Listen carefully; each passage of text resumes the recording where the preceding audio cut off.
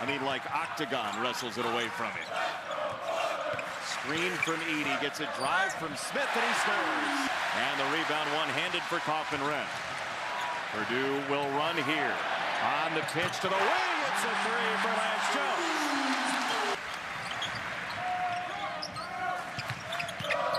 Edey, a very willing screener. Smith somehow put that up and in over his shoulder.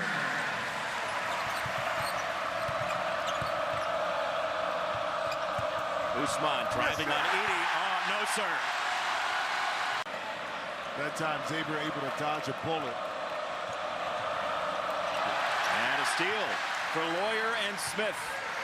Miss a lot of the shots he's missed, over 4 right now. Which is rare for him, at least early on this season, as Xavier makes a couple of changes. Trey Green is on an instant score. He turns it over immediately, and Purdue coming the other direction. On the lob and the stop, and that was nasty. Creates a mismatch and an opportunity for Purdue to run, and Edey. Claude lost the basketball. Jones ahead of the fray, dropping it off. Edey off the spin. They're going to react a little bit differently defensively, so you have to run those plays a little differently. 10 to shoot. There's the drive, and it's batted away, taken by Caleb First from behind.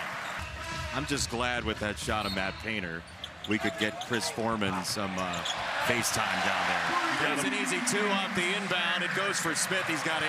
Specifically, getting guys from Conference USA. Sule Boom from UTEP last year was huge for that Sweet 16 team. And he likened Quincy Olivari as a very similar product to Sule Boom. And that time, Zach Edey too deep. There is Zach Edey right here. This is a play out of bounds, and Zach, the double team really doesn't come. And the challenge with the double team is a smaller player. Tip on the rebound, and that was well done on the weak side. Ethan Morton was over there. Lawyer trailing, and knocking down a 3. So that little stunt did influence and then in transition for Xavier. You have to be able to communicate it.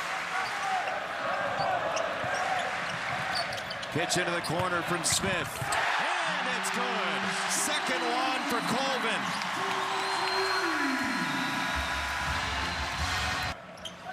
Braden Smith and retention to Xavier for another offensive possession. Steal for Lawyer. Looking behind him, he knows he has Smith. He's going to take it himself and score hard off the window. String out that pick and roll, a dribble handoff, and knowing Zach Edey wasn't going to relocate outside the lane. Edey rolling to the rim. 2 and a foul somehow, some way. As Smith turns the corner, Usman has to help a little bit. And Edey, all 7'4", 7'5" of him, was able to not just gather, to be able to get some looks at the rim. Caleb First. 4-3. Big hurry. Down the lane, Smith. Kick out, Morton. Yes. But it was a quick push in transition. Look, Braden Smith, once again, in the air. Yes, he got caught, but he knew exactly where Ethan Morton was at in transition. Braden Smith, eyes up. Morton on the drive, met by Claude. Smith for Edey. Clockwork for Purdue. When you're in transition like that, when are you picking up that guy? As you see Edey here. I mean, from the defensive perspective, but you know personnel on the floor, and you know that Ethan Morton is going to be a trail guy a lot of the times. Oh boy, Olivari had it pancaked, and this will be Purdue basketball for Zach Edey. But what's been consistent the last 3 defensive possessions? Excellent communication first and foremost. And just when, again, Purdue starts to pull away, Xavier figures out a way to get more beautiful.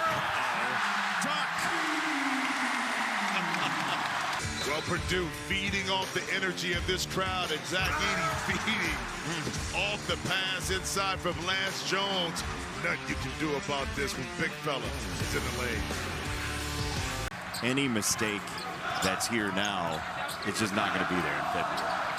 Well, that's the plan. Edey down low. Why not get out the laminator one more time?